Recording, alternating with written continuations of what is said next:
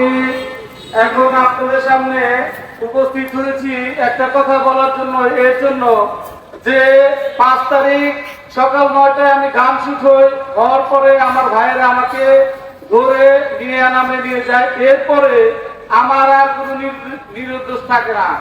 এরপরে আমার সহযোগী সহযোদ্ধারা সবাই একত্র হয়ে আমাকে যখন খুঁজে বের করলো, তখন এনাম থেকে আমাকে চিকিৎসা হতো, শেষ করে আমাকে বের করে দেওয়ার চেষ্টা পায়তারা করে।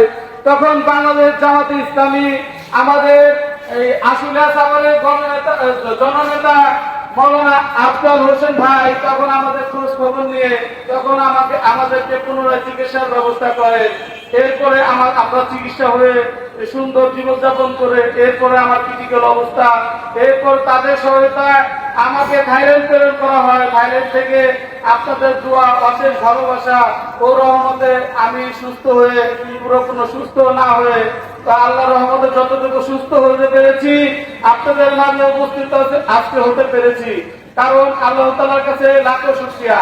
আর আমি আরেকটা কথা বলতে চাই, আশুলিয়া সাভার এবং সমগ্র বাংলাদেশে জুলাই আহত এবং নিহত পরিবারদের পাশে আর কোন দল থাক না থাক, আমাদের হৃদয়ের স্পন্দন, প্রাণের স্পন্দন বাংলাদেশ জামাত ইসলাম আমাদের পাশে আছে।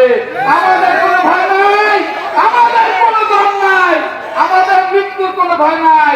ফ্যাসিস্ট শেখ হাসিনাকে যেহেতু আমরা তাড়াতে পেরেছি, অবশ্যই লক্ষ্য জানেন ম্যানেজমেন্টের প্রধানমন্ত্রী আপনাকে আবারও হুঁশিয়ার সতর্ক করে দিতে চাই, এই তামাশা আর খেলবেন না। অতি বিলম্বে আপনি গণভোটের রায় মেনে নেন।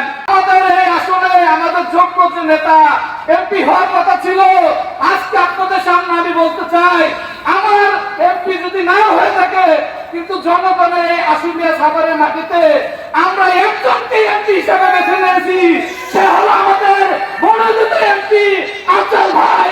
আফজাল ভাই, আমাদের আর কোনো ভয় নাই, আমাদের আর কোনো ডর নাই।